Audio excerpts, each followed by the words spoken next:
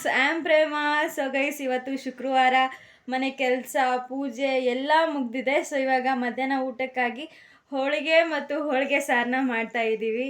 ಜೊತೆಗೆ ಬಿಸಿ ಬಿಸಿ ಅನ್ನ, ಪಲ್ಯ ಇವೆಲ್ಲ ಮಾಡ್ತಾ ಇದ್ದೀವಿ. ಹೋಳಿಗೆ ಮತ್ತು ಹೋಳಿಗೆ ಸಾರನ್ನ ಹೇಗೆ ಮಾಡ್ಕೊಳ್ಳೋದು ಅಂತ ಸಿಂಪಲ್ ಆಗಿ ತೋರಿಸ್ತೀನಿ. ಪ್ಲೀಸ್ ಈ ವಿಡಿಯೋನ ಫುಲ್ ವಾಚ್ ಮಾಡಿ ಗೈಸ್.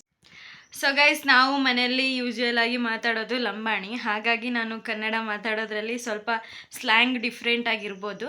ಸೊ ಅದೇನಾದರೂ ಡಿಫ್ರೆಂಟಾಗಿ ಅನಿಸಿದ್ರೆ, ನಿಮಗೆ ಇನ್ನೂ ನಾನೇನಾದರೂ ಚೇಂಜ್ ಮಾಡ್ಕೋಬೇಕು ಅಂತ ಅನಿಸಿದ್ರೆ ಪ್ಲೀಸ್ ಕಮೆಂಟ್ ಮಾಡಿ ಗೈಸ್. ಸೊ ಗೈಸ್, ನಾನಿಲ್ಲಿ ಹೋಳಿಗೆಗೆ ಬೇಕಾಗಿರೋ ಅಷ್ಟು ಹಿಟ್ಟನ್ನ ರೆಡಿ ಇಟ್ಕೊತಾ ಇದ್ದೀನಿ. ನಿಮಗೆ ಎಷ್ಟು ಬೇಕೋ ಹಿಟ್ಟು ಅಷ್ಟು ನೀವು ರೆಡಿ ಮಾಡ್ಕೋಬೋದು. ಇವಾಗ ಒಂದು 1/4 ಟೀ ಸ್ಪೂನಷ್ಟು ಅರಿಶಿನ, ಹಾಗೆ ಒಂದು ಅರ್ಧ ಟೀ ಸ್ಪೂನಷ್ಟು ಉಪ್ಪು.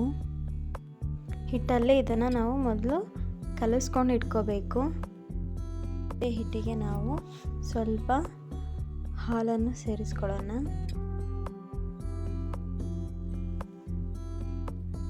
ಹಾಲು ಹಾಕ್ಕೊಂಡಾದ್ಮೇಲೆ ಎಣ್ಣೆನ ಹಾಕ್ಕೊಂಡು ಮಿಕ್ಸ್ ಮಾಡ್ಕೊತ ಹೋಗೋಣ. ಹೀಗೆ ಹಿಟ್ಟು ತುಂಬ ಸ್ವಲ್ಪ ತೆಳುವಾಗಿರಬೇಕು, ಚಪಾತಿ ಹಿಟ್ಟಾಗಿರಬಾರ್ದು.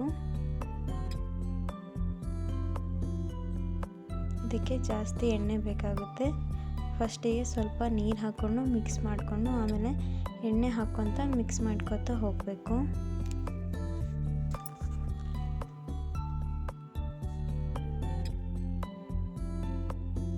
ಹೀಗೆ ಇದು ಹಾಕ್ತಿರೋ ಹಾಗೆ ಎಣ್ಣೆನ ಸ್ವಲ್ಪ ಸ್ವಲ್ಪ ಹಾಕ್ಕೊತ ಹಿಟ್ಟನ್ನು ನಾದ್ಕೊತ ಹೋಗಬೇಕು.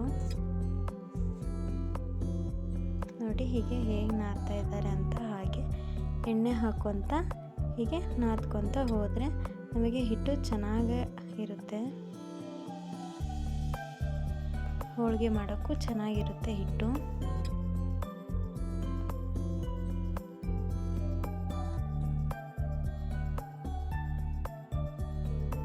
ಅದಾದಮೇಲೆ ಮೇಲೆ ಸ್ವಲ್ಪ ನಾವು ಎಣ್ಣೆನ ಹಾಕಿ ಅದನ್ನು ರೆಸ್ಟ್ ಮಾಡೋಕ್ಕೆ ಇಟ್ಬಿಡೋಣ. ನೀವಿಲ್ಲಿ ನೋಡ್ತಾ ಇರ್ಬೋದು, ನಾನು ಬೇಳೆನ ಇಲ್ಲಿ ಕ್ಲೀನ್ ಮಾಡ್ಕೊಂಡು ಇಟ್ಕೊಂಡಿದ್ದೀನಿ. ನಾನು ಈ ಕಪ್ಪಿಂದ 2 ಕಪ್ಪಷ್ಟು ಬೇಳೆನ ಕುಕ್ಕರ್ಗೆ ಹಾಕ್ಕೋತೀನಿ ಗೈಸ್.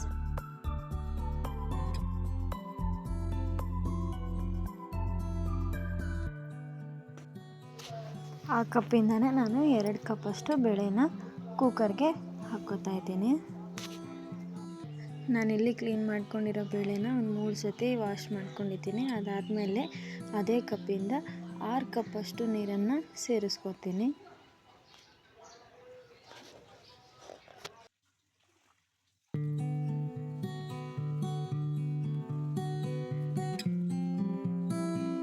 ಇಲ್ಲಿ ನಾನು ಕುಕ್ಕರ್ನ ಸ್ಟವ್ ಮೇಲೆ ಇಟ್ಟಿದ್ದೀನಿ. ಇದು 1 ವಿಸಿಲ್ ಹೊಡೆದ್ರೆ ಸಾಕು ಗೈಸ್. ನಾನಿಲ್ಲಿ ಬೆಲ್ಲ ತೊಗೊಂಡಿದ್ದೀನಿ.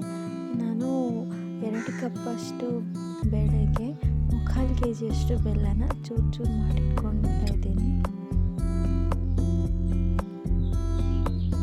ಅದನ್ನು ಹೇಳ್ತಾ ಇದ್ದೆ ನಾನಿಲ್ಲಿ.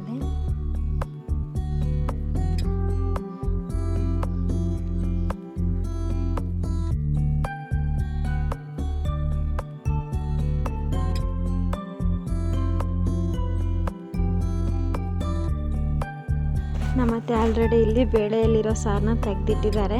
ಹಾಗೆ ನಾನು ಕುಟ್ಕೊಟ್ಟಿರೋ ಅಂತಹ ಬೆಲ್ಲನ ಕೂಡ ಬೇಳೆಗೆ ಹಾಕಿದ್ದಾರೆ. ಅದಾದಮೇಲೆ ಒಂದು ಶುಂಠಿ ಮತ್ತು ಸೋಂಪು ಕಾಳನ್ನು ಪುಡಿ ಮಾಡಿಕೊಂಡು ಅದನ್ನು 1 ಸ್ಪೂನಷ್ಟು ಹಾಕಿದ್ದಾರೆ. ಹಾಗೆ ಒಂದು 3 ಏಲಕ್ಕಿಯನ್ನು ಹಾಕಿದ್ದಾರೆ.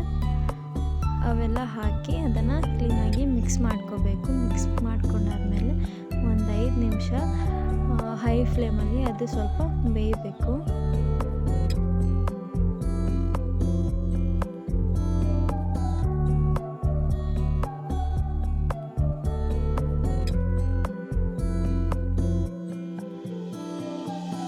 ಸೊ ಇದು ಒಂದು 5 ನಿಮಿಷ ಕ್ಲೀನಾಗಿ ಕುಕ್ ಆಗಿದೆ. ಇವಾಗ ಇದು ತಣ್ಣಗಾದ್ಮೇಲೆ ನಾವು ಇದನ್ನು ಮಿಕ್ಸಿ ಜಾರಿಗೆ ಹಾಕ್ಕೊಂಡು ಹೂರಣ ಮಾಡ್ಕೋಬೋದು, ಅಥವಾ ನಿಮ್ಮಲ್ಲಿ ಗ್ರೈಂಡರ್ ಇದ್ದರೆ ಕೂಡ ಅದೆಲ್ಲ ಮಾಡ್ಕೋಬೋದು.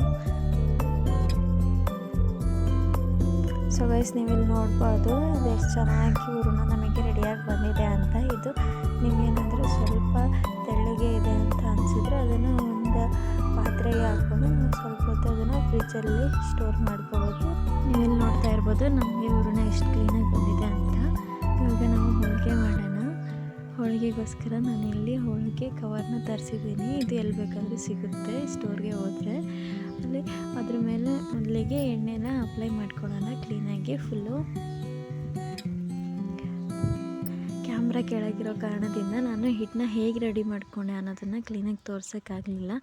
ಸೊ ನಾನು ಹಿಟ್ಟಿನ ಒಳಗಡೆ ಹೂರಣನ ಹಾಕಿ ಅದನ್ನು ರೌಂಡ್ ಶೇಪಲ್ಲಿ ಮಾಡಿಕೊಂಡೆ.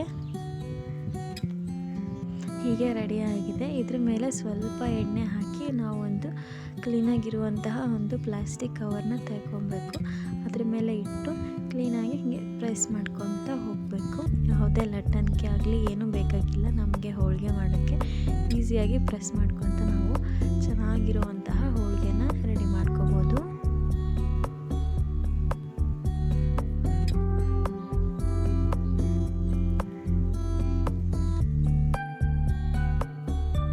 ಇವಾಗ ಆಗಿದೆ. ಕವರ್ನ ತೆಗೆದು ಇಲ್ಲಿ ತವಾನ ಹೀಟ್ ಮಾಡಿಕೊಂಡು ಅದ್ರ ಮೇಲೆ ನಾವು ಹೋಳಿಗೆನ ಹಾಕ್ಕೊಳ್ಳೋದು ಅಷ್ಟೇ.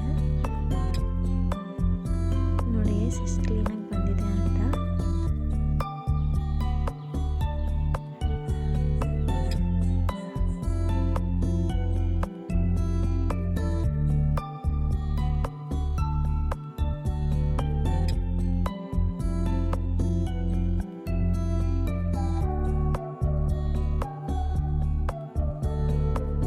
ಸೊ ಗೈಸ್, ಫೈನಲಿ ನಮ್ಮ ಹೋಳಿಗೆ ರೆಡಿ ಆಗಿದೆ. ಇವಾಗ